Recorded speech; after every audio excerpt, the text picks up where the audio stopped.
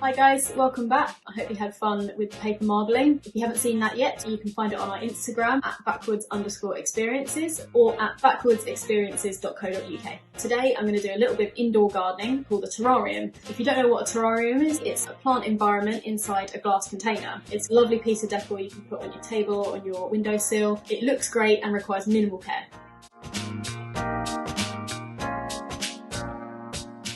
There are two main types of terrarium, an open and a closed, and there are different types of plants which will thrive better in either one of those. Don't worry if you're not particularly plant literate, we will provide you with lists for both of the types of terrarium. The first thing we're going to do is choose our container. You can use any glass container or even a plastic bottle. Just to show you some examples, I've got a decanter here, I've got a tall vase, kilner jar, a corked jar, mayonnaise jar. You can even make terrariums as small as this. Today I'm going to use the kilner jar because it's a good size to show you what I'm doing, and also because of the plants I'm going to use, I'm actually going to remove the top. It's going to be an open one. Okay, alongside my container, the other things I have are some activated charcoal. Activated charcoal you can get from supermarkets or Whole Food shops. These are actually used for anti-flatulence. Don't know, you might have some knocking about already. Some bits of broken pot. You can also use some stones. I've got some gravel mix here, ordinary compost, some moss. I've got some bits and pieces here to decorate, and of course I've got my plants. And not forgetting.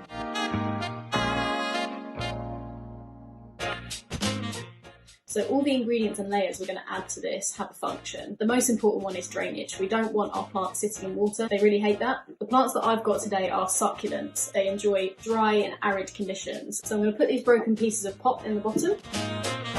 These help to create a little bit of space for the drainage. If you're doing this with stones or broken pot, you just want enough to cover the bottom of the container. I'm going to add my gravel mix on the top. You can also put some sand in here if you have it.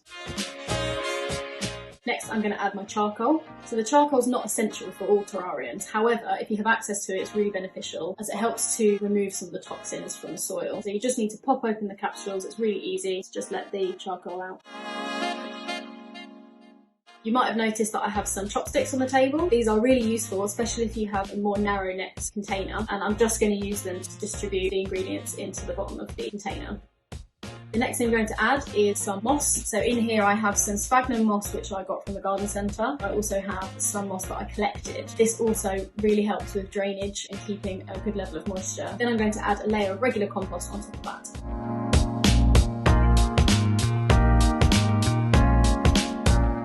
And then finally a little bit more moss on the top just for decoration. This is the fun bit. Over here I've got some little pieces of bits and bobs that I've collected over the years. I am somebody who likes shiny things and collecting little bits and bobs. I've got this lovely glass mushroom, a stone Buddha, a little ceramic bird, a lovely tiny pot, some stones and things that I've collected, some crystals. I've got some of these glass nuggets. They're a little bit 90s, but I inherited a big box of floristry equipment from my mum, and these were inside, and they're great for giving a little bit of texture and interest. And I couldn't do this terrarium without adding a little bit of BackWoods purple, so I painted a few of them as well. The plants that I've chosen are succulents. These are the rubbery, moisture-filled leaves. The great thing about succulents is a lot of the time you can just break off a piece from a bigger plant, stick it in, and it will just root where it sits. This is a little echeveria that I have. This one was originally in a smaller pot and it got very, very leggy, so I beheaded it, that is the technical term, left it to dry for a few days, and that can just go straight in. This one's a jade plant or money tree. So another name for the jade plant is a friendship tree. These cuttings came off my bigger plant that I have, which was itself a cutting from a plant that was grown by my mum, which is more than 20 years old, and that makes these very special to me.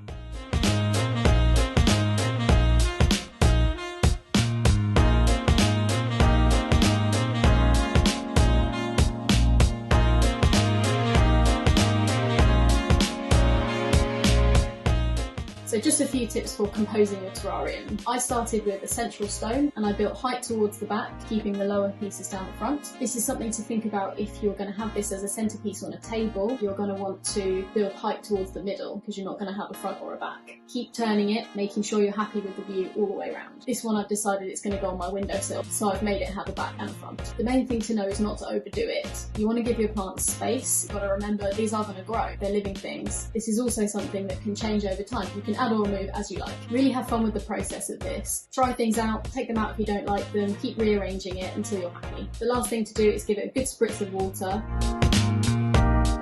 So So because these types of plants generally grow in hot countries with little rain, they really like sunlight. So you want to put them somewhere where they're going to get plenty of it. And in terms of caring for them, you just want to make sure they don't get waterlogged. So spritzing them with water or just trickling a little bit in every week or so.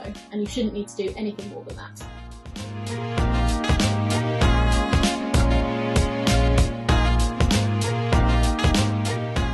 So as I mentioned at the beginning, I've made one with an open top. Because these plants prefer more arid conditions, we need to make sure there's not too much moisture build-up in there. However, if you're going to do a closed top one, just refer to our list of plants that like that kind of environment. And the process is basically the same, except you're going to put the top on. And what this will do is create your own little ecosystem inside your jar. You'll just need to spritz with water, maybe a little less often. I really hope you enjoyed this video. We would love to see your creations if you're going to give this a try at home. So send us your pictures or tag us on Instagram at @BackWoods_experiences.